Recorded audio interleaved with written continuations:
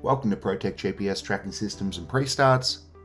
In this tutorial, we'll walk you through the reporting dashboard, your go-to tool for tracking key fleet metrics and performance.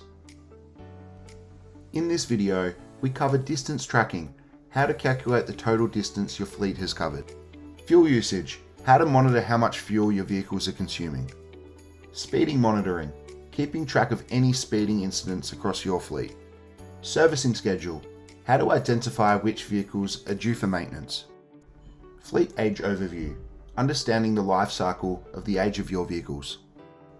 And start and end times, viewing your fleet's daily vehicle operation times. By the end of this tutorial, you know how to leverage the reporting dashboard to optimize your fleet's performance, improve efficiency, and reduce costs. Let's get started. I'm Tristan from Protekt GPS, and in this video we're going to have a look at the reporting dashboard.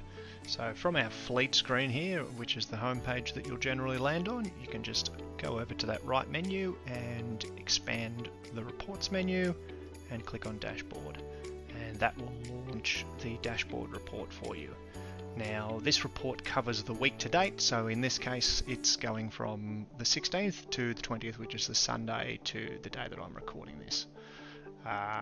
So down here we can see there's a bit of a summary of the distance that the fleet has travelled, broken down per vehicle, so we can see a nice little line graph there, and then we've got some trend statistics here that relate to the vehicles as well. So on the right here we can see, for example, that the distance travelled today was 59 kilometres. We can see in the background that little grey trend line. We can see that's kicked up for the last couple of days, and the trend change is 15, so we're 15 above the average for the period there. We can also see the amount of fuel that the fleet has used, and a bit further down we can see a breakdown on that. There's also some information there on driving events, which are things like harsh braking, harsh turning, things like that. We can see there were some of those earlier in the week, but today's been okay.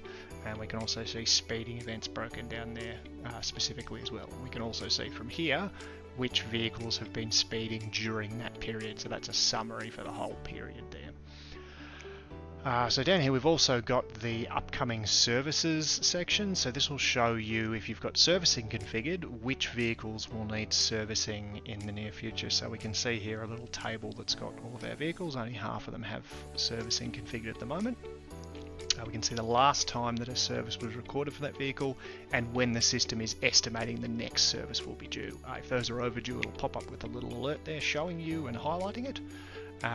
But otherwise it'll just give you the estimated date. That's based on the vehicle's usage patterns for the last month or two, so that can shift around if the vehicle's being used more or less. The system's relatively accurate when it comes to predicting the services, but obviously if your usage patterns change significantly, then those dates are going to change as well.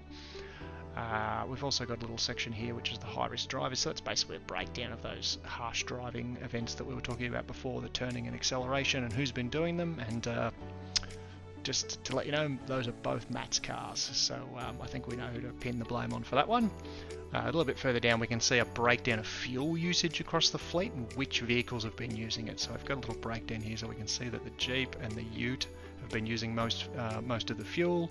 It's also worth pointing out not every vehicle will give us fuel usage data. If it's a very old vehicle, which some of these are, then you won't get fuel data out of them. There's nothing we can really do about it. It's just the way that the manufacturer has chosen to share that data or not.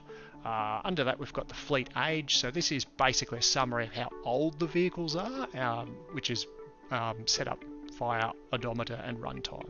So it'll give you an idea of which vehicles have had the longest life in your fleet and are getting the hardest use. So you can see here that Matt's Ute has by far had the most work, but Rob's van's catching up. He's putting in the hours. He's trying to make ends meet.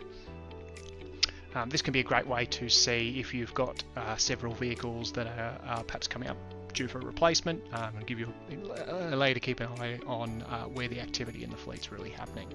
A little further down we've got a start and end time report. So what this is showing you is the start and end time for that vehicle for the given day. So a lot of our customers will use this when they've got a workforce of people in company vehicles and they just wanting to confirm that people are starting and finishing their days at the times that they're expecting. So we can see here that Matt's pretty consistently starting at 9, or he's at bit of a late start there, and he's had a very late start there, so that was a bit slack. But you could also see the end times here on the other side. So if, for example, we could match that up with a timesheet report from your business, and it would be a way to validate that people are billing you for the correct time.